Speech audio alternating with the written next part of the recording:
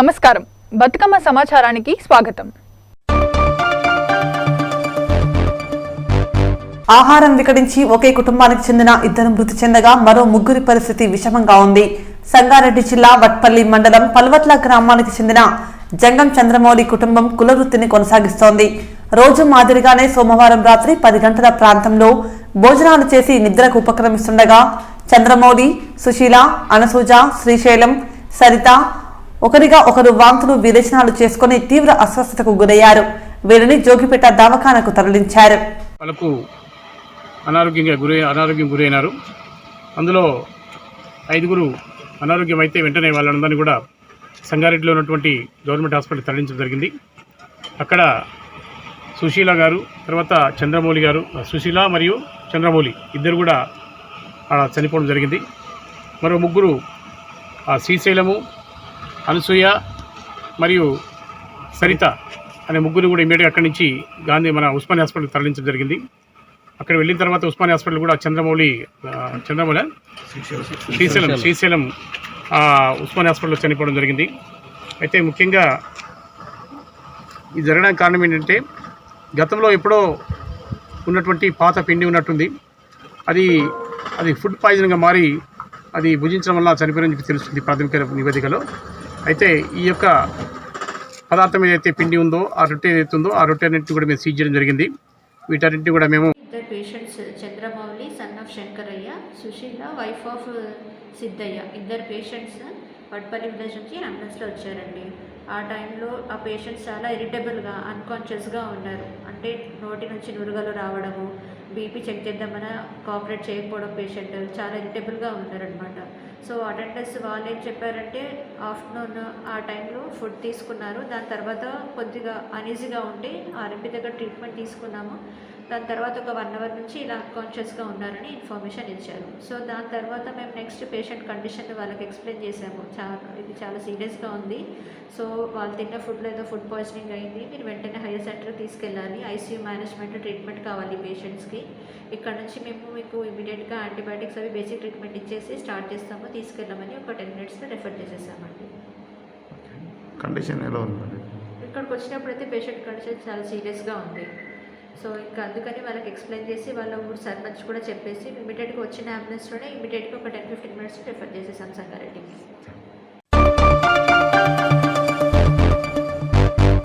దోమ మండల కేంద్రంలో మంగళవారం రోజు రైతు వేదిక మరియు ప్రభుత్వ జూనియర్ కళాశాలలో 1 కోటి రూపాయలతో నిర్మించిన అదనపు తరగతి గదులను ప్రారంభోత్సవం చేశారు. ఈ సందర్భంగా మాట్లాడుతూ కేసీఆర్ వ్యవసాయ సంక్షేమానికి పెద్దపీట వేశారని అన్నారు రాష్ట్ర విద్యాశాఖ మంత్రి సబితా ఇంద్రారెడ్డి.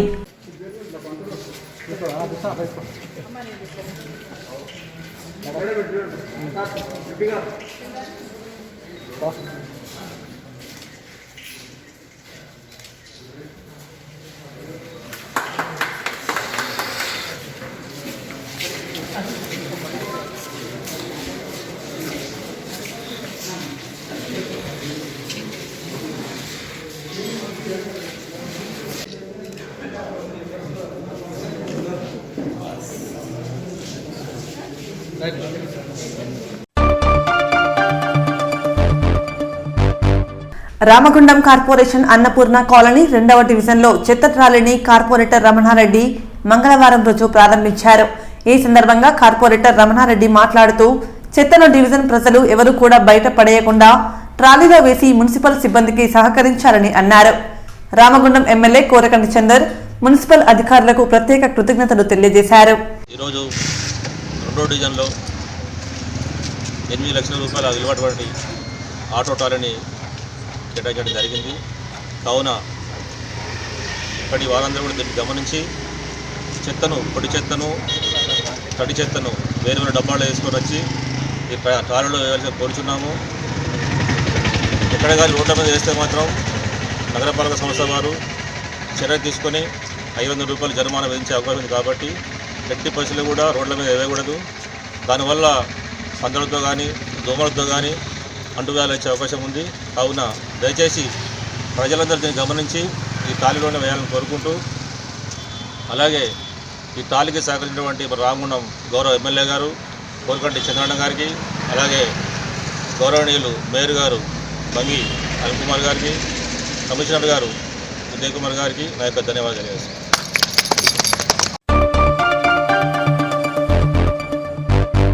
హైదరాబాద్ నాంపల్లి టీఎస్పీఎస్సీ ఆఫీసులో ప్రైవేట్ లెక్చరర్లు మరియు ప్రభుత్వంలో ఖాళీలను భర్తీ చేయాలని ప్రశ్నించడానికి వెళ్లినందుకు రాష్ట్ర బీజేవైఎం అధ్యక్షుడు భానుప్రకాష్ మరియు బీజేవైఎం కార్యకర్తలపై పోలీసులు లాఠీచార్జ్ చేశారు. అందుకు నిరసనగా ఈరోజు గద్వాల పట్టణంలో కృష్ణారెడ్డి బంగ్లా చౌరస్తా ప్రధాన కూడలిలో బీజేవైఎం నాయకులు కేసీఆర్ దిష్టిబొమ్మను దహనం చేశారు.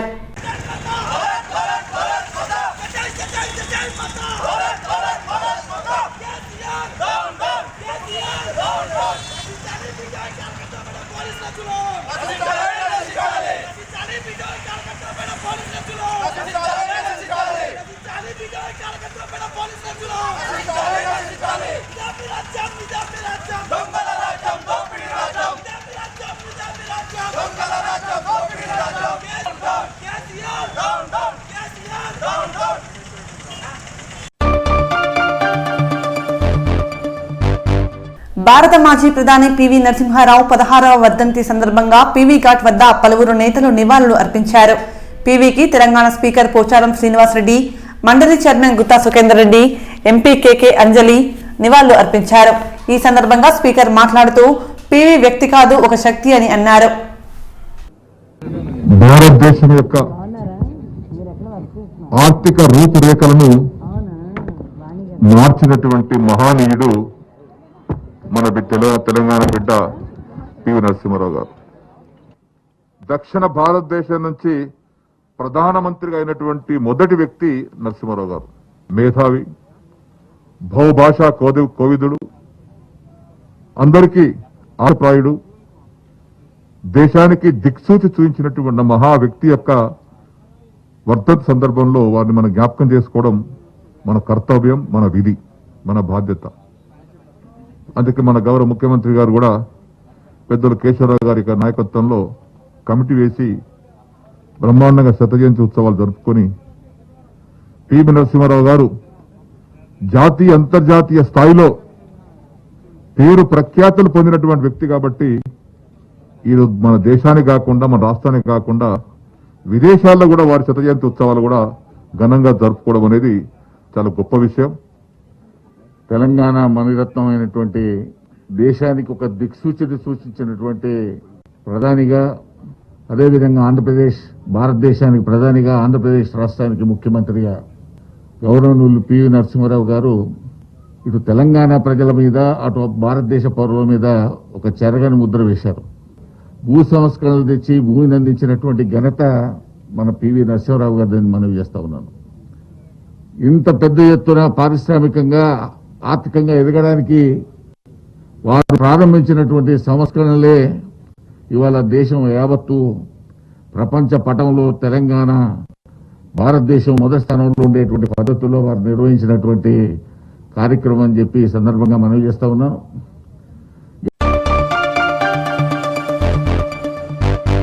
మాజీ ప్రధాని పివి నరసింహారావు వర్ధంతి సందర్భంగా ఆయనతో తనకున్న అనుబంధాన్ని నిజామాబాద్ ఎంపీ ధర్మపురి అరవింద్ గుర్తు చేసుకున్నారు. పీవీ ఘాట్లో నివాళులు అర్పించిన అరవింద్ అనంతరం మీడియాతో మాట్లాడారు. పీవీ తనను రాజకీయాల్లోకి రావద్దని సూచించారని ఆసక్తికర వ్యాఖ్యలు చేశారు. పీవీ ఘాట్ను కూలగొడతామని, ఓల్డ్ సిటీ ఎమ్మెల్యే అంటే సీఎం మాట్లాడలేదని మండిపడ్డారు. ఒక ఓల్డ్ సిటీ నుంచి ఎమ్మెల్యే వచ్చి సమాధి కూలగొడతా అంటే మాట్లాడలేకపోయిన ముఖ్యమంత్రి ఆయనకు సలహా ఇస్తా ఉన్నాను, శత జయంతులు చేయడము ఇవి కాదు, పివి గారి దగ్గర భారతీయతను నేర్చుకోవాలి. పివి నరసింహారావు గారి సమాధి కూలగొడతా అన్నోడు నీ రాష్ట్రంలో ఒక ఎమ్మెల్యేగా చెలామణి వాళ్ళు చెప్పినట్టు నువ్వు చాపులూసి చేసుకుంటా ప్రభుత్వం నడిపిస్తున్నావు. నువ్వు పివి గారి మీద ఏం దొంగ ప్రేమ ఒలికిపోస్తున్నావా? నువ్వు చేసే ప్రతి పివి నరసింహారావు గారి మీద కూడా నువ్వు చేసేది ఏదో రాజకీయ లబ్ధి కోసం చేస్తావు కానీ ఒకటేసారి పివి గారి మీద ప్రేమ, అంతగానం ప్రేమ ఉంటే మరి ఏమి, నేను లేస్తే మామూలుని కాదంటావు కదా, మరి చూపెట్టు మరి ఏం చేస్తావు. కిరణ్ కుమార్ రెడ్డి గారు మేలునే కదా, అనాప్షన్ బక్వాస్ చేస్తే వాళ్ళని జైలు వేసిండు, వాళ్ళు ఇద్దరిని ఒక్కడిని వేసిండు. సో నువ్వు ఎంత మామూలుని కాదో చూపెట్టు, నీ లోపల ఉన్న భారతీయతని పివి గారి దగ్గర నుంచి నేర్చుకో. ఇటువంటి పనులు చేస్తే ఆయనకు నిజంగా శ్రద్ధాంజలి అర్పించినట్టు, కానీ ఈ పనికి మాలిన డైలాగులు.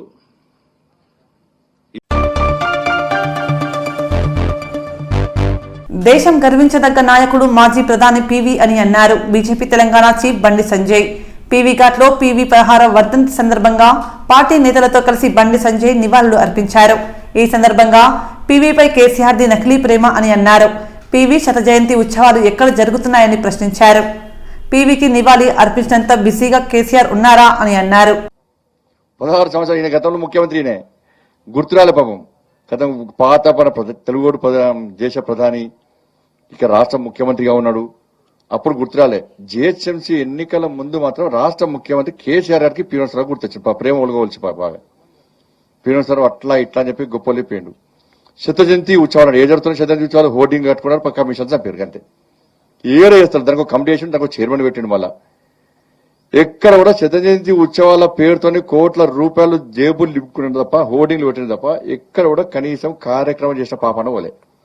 ఇవి జిహెచ్ఎంసీ ఎన్నికలనే కదా, ఓటు పొందాలి, జిమ్మికులతో ఓట్లు పొందాలి. మోసపూరితమైన విధానంతో, అబద్దాలతోని, దగుల్బాజీ వేషాలతోని, బట్టెబాజీ వేషాలతోని ఓట్లు పొందాలని చెప్పి రాష్ట్ర ముఖ్యమంత్రి పన్నాగమ్మ నేడు.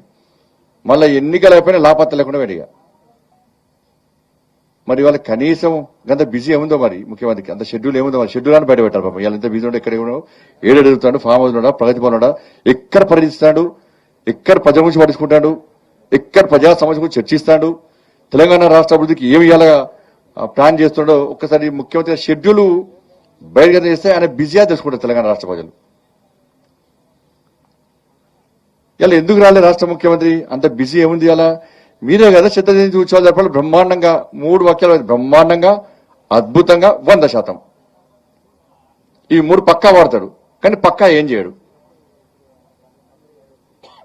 కాబట్టి పూర్తిగా పివి నరసింహారావు గారిని అవమానపరచడమే. నువ్వు చేయకు, ఎవడు పట్టించుకోండి, అసలు నేను ఎవడు పట్టించుకోడు వాస్తవానికి.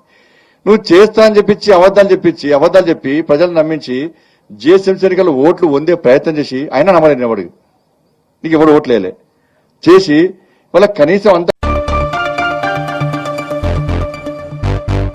వచ్చే ఎన్నికల్లో కూడా ప్రధాని మోదీనే అధికారంలోకి వస్తారని కాంగ్రెస్ పార్టీకి చెందిన మాజీ మంత్రి శంకర్రావు అన్నారు.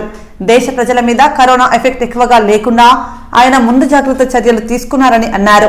తాను పొలిటీషియన్ గా కాకుండా ఒక డాక్టర్ గా మాట్లాడుతున్నానని ఆయన అన్నారు. ప్రధాని నరేంద్ర మోదీకి భారతరత్న ఇవ్వాలని రాష్ట్రపతి రామ్నాథ్ కోవింద్ కు లేఖ రాశారని తెలిపారు. of the country to the beloved Honorable Prime Minister Sri Narendra Modi ji, especially in view of the epidemic COVID. Provoking decisions and directives have put India on the world map, making him a force to reckon with, particularly in matters concerning in global issue. His hard work deserves the highest civilian award of India as the most honorable Prime Minister. He is eligible for the Guinness Book of World Records. Narayankhed మండలం నిజాంపేట్ గ్రామంలో రైతు వేదిక double bedroom ఇండ్లు milk cooling unit ను రాష్ట్ర ఆర్థిక శాఖ మంత్రి హరీష్ రావు ప్రారంభించారు.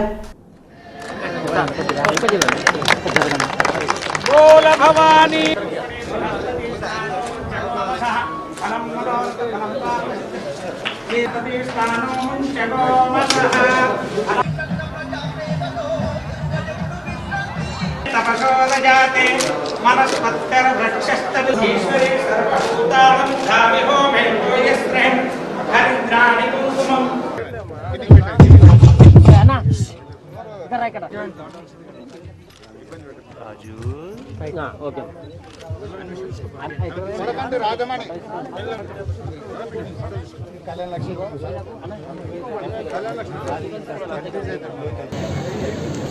ఈరోజు నారాయణఖేడ్ నియోజకవర్గం నిజాంపేట్ గ్రామంలో విజయ డైరీ యొక్క బల్క్ కూలింగ్ సెంటర్ను ప్రారంభించుకోవడం జరిగింది.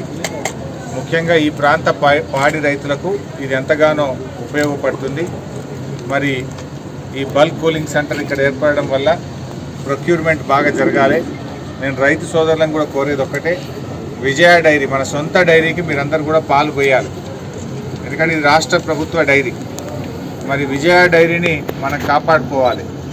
విజయ డైరీకి పోసే రైతులకు గౌరవ ముఖ్యమంత్రి గారు ₹4 అదనపు ఇన్సెంటివ్ను కూడా అనౌన్స్ చేయడం జరిగింది. అయితే ఈ ప్రాంతంలో ఉండే పాడి రైతులకు రావాల్సిన ఇన్సెంటివ్ పెండింగ్లో ఉందని చెప్పి నా దృష్టికి తేవడం జరిగింది. ఈ మధ్యనే ఎనిమల్ హస్బెండరీ శాఖ మంత్రి శ్రీనివాస్ యాదవ్ గారు నేను కూడా కలిసి రివ్యూ చేసినాం. ఒక వారం లోపల విజయ డైరీకి పాలు పోసిన రైతులకు లీటర్కు ₹4 ఇన్సెంటివ్ను సంబంధించిన డబ్బులు రైతుల అకౌంట్లలో జమ చేయడం జరుగుతుంది. దీనికి ₹40 కోట్ల విడుదల చేసినాం. ఈ ₹40 కోట్ల డబ్బు విజయ డైరీకి పాలు పోసిన రైతులకు లీటర్కు ₹4 చొప్పున మీ అకౌంట్లలో జమ చేయడం జరుగుతుంది. ఉన్నటువంటి పాడి పశువులు కొన్ని చనిపోయినాయి, పాడి రైతులకు సంబంధించిన పశువులు చనిపోయినాయి. వాటి ప్లేస్లో కొత్త పాడి పశువులు కొనుక్కోవాలని చెప్పి కోరినారు. అది కూడా ఇప్పుడే నేను ఎండి శ్రీనివాస్ గారికి కూడా మాట్లాడి తగిన ఆదేశాలు కూడా జారీ చేయడం జరిగింది. చనిపోయిన పాడి పశువుల స్థానంలో కొత్త పాడి పశువులు కొనుక్కోవడానికి వారం రోజుల లోపల మార్గదర్శక.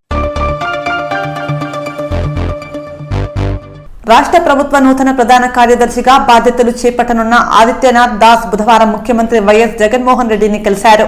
సీఎం క్యాంపు కార్యాలయంలో మర్యాదపూర్వకంగా కలిసిన ఆయన ఈ సందర్భంగా ముఖ్యమంత్రికి కృతజ్ఞతలు తెలిపారు. ఆదిత్యనాథ్ దాస్ తో పాటు డీజీపీ గౌతమ్ సవాంగ్ కూడా ఉన్నారు.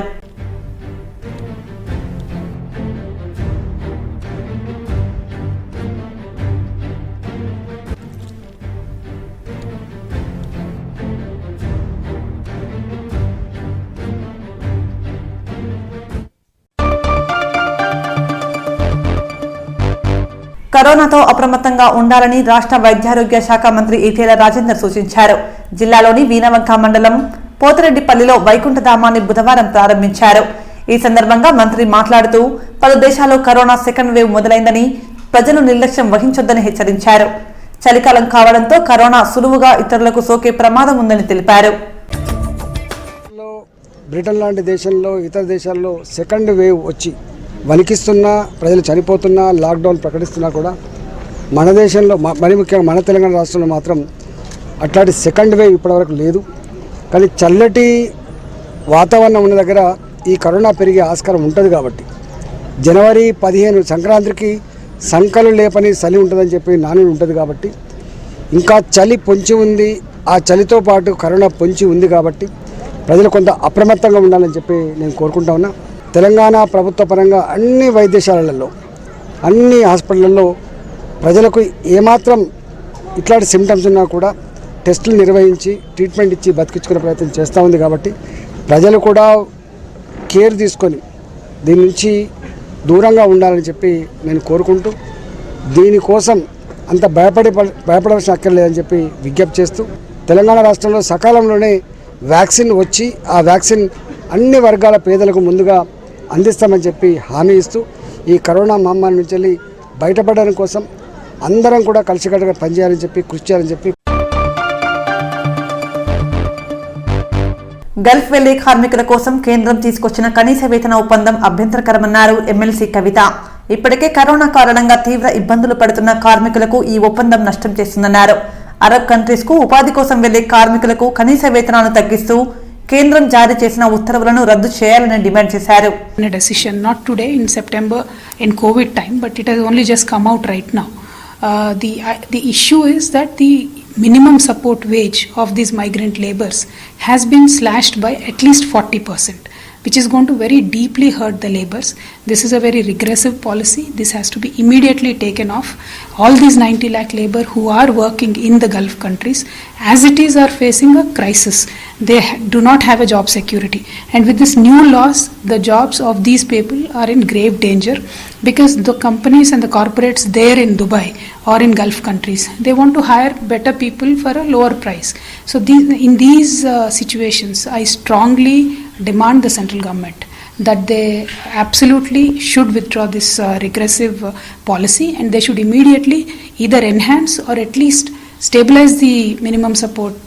When anybody from India is going abroad, our government does not provide any kind of legal protection to them. They do not provide any kind of embassy support. The support is very, very minimal, even compared to small countries like Philippines, who give great support in these Gulf countries. We have seen our labor suffer. We have seen our women who go there suffer. So this is high time that the country realizes, that the central government realizes, and come to their senses and kindly withdraw this regressive policy, because 17 lakh Telangana workers are currently suffering in Gulf countries. We sincerely urge. దేశ చరిత్రలో PV Narasimha Rao చెరగని ముద్ర వేశారని చెప్పారు PCC chief Uttam Kumar Reddy. PV ఇచ్చిన ఆర్థిక సంస్కరణలతో దేశం అభివృద్ధి పథంలో నడుస్తుందన్నారు. పివి తెచ్చిన భూ సంస్కరణలపై కార్యక్రమాలు నిర్వహిస్తామన్నారు.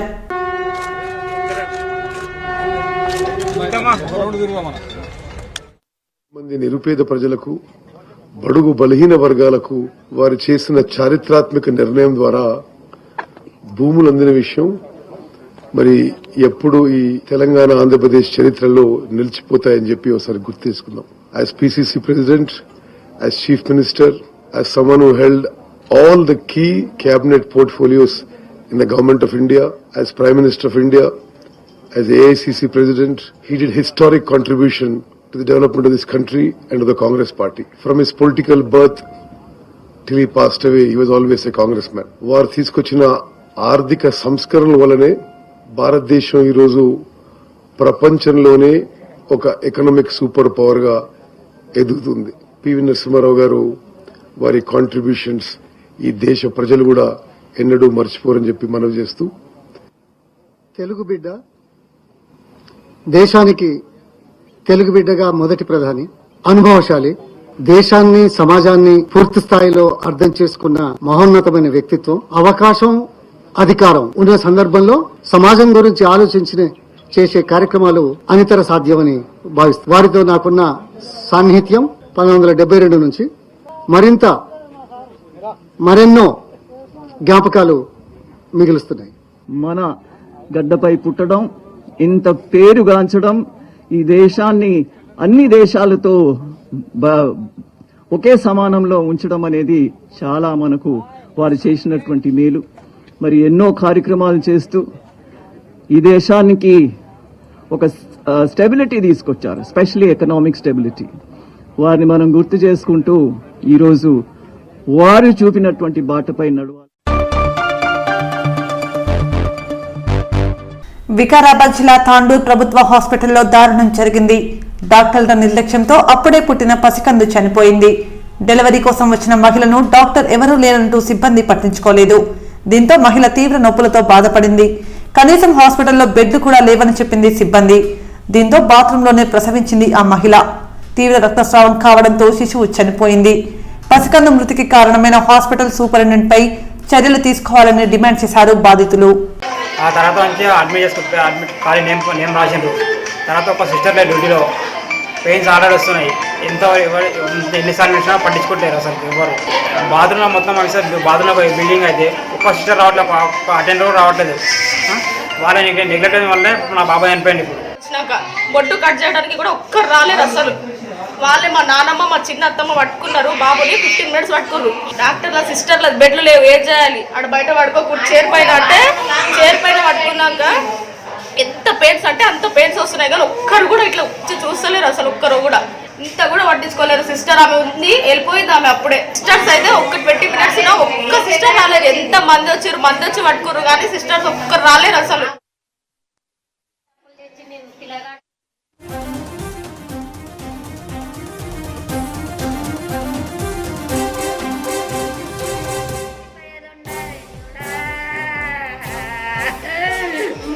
దేవుడా పైసలు పైసలు